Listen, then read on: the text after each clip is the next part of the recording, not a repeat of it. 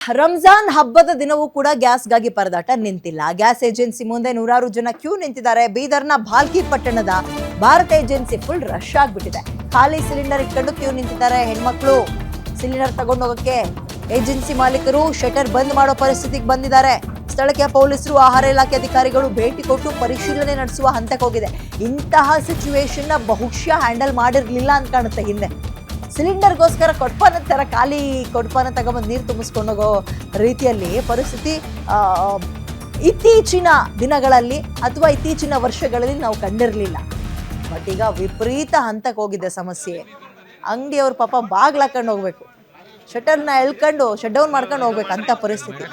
ಈಗ ಮನೆ ಅಲ್ಲಿ ಏನಾಗ್ತಾ ಇದೆ ಅಂದ್ರೆ ಎರಡೂ ರೀತಿಯ ಜನಗಳಿದ್ದಾರೆ. ಒಬ್ಬರಿಗೆ ನಿಜವಾಗಿಯೂ ಬೇಕಾಗಿದೆ, ಪಾಪ ಮನೇಲಿ ಖಾಲಿ ಆಗಿದೆ, ಹಬ್ಬ ಮತ್ತೆ ಹಬ್ಬ ಬಿಟ್ಬಿಡ್ರಿ, ವರ್ಷಕ್ಕೆ ಒಂದಿನ ಬರೋ ಹಬ್ಬ ಅದು ಬಿಡಿ, ನಾಳೆ ಬೆಳಗ್ಗೆ ಆದ್ರೆ ಅಡುಗೆ ಮಾಡಕ್ ಬೇಕಲ್ಲ, ಕಂಪ್ಲೀಟ್ ಆಗಿ ನಾವು ಸ್ವಿಚ್ ಆನ್ ಆಗಿದೀವಿ, ಒಲೆ ಆಗಿಲ್ಲ, ಈ ಕರೆಂಟ್ ಒಲೆ ತುಂಬಾ ಕಡಿಮೆ ಜನರು ಮನೇಲಿರೋದು, ಸೌದೆ ಒಲೆ ಎಲ್ಲ ಬಿಟ್ಟಾಕ್ಬಿಟ್ಟಿದೀವಿ, ಗ್ಯಾಸ್ ಬೇಕೇ ಬೇಕು, ಸಿಲಿಂಡರ್ ಬೇಕೇ ಬೇಕು ಅನ್ನುವಂಥವ್ರು.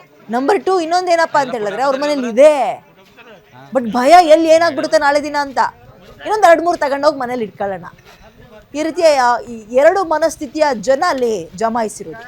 ಅದು ಕೇವಲ ಬೀದರ್ನ ಭಾಲ್ಕಿ ಪಟ್ಟಣದಲ್ಲಿ ಮಾತ್ರ ಅಲ್ಲ, ಹಲವು ಕಡೆ ಇದು ರಿಪೀಟ್ ಆಗ್ತಾ ಇದೆ.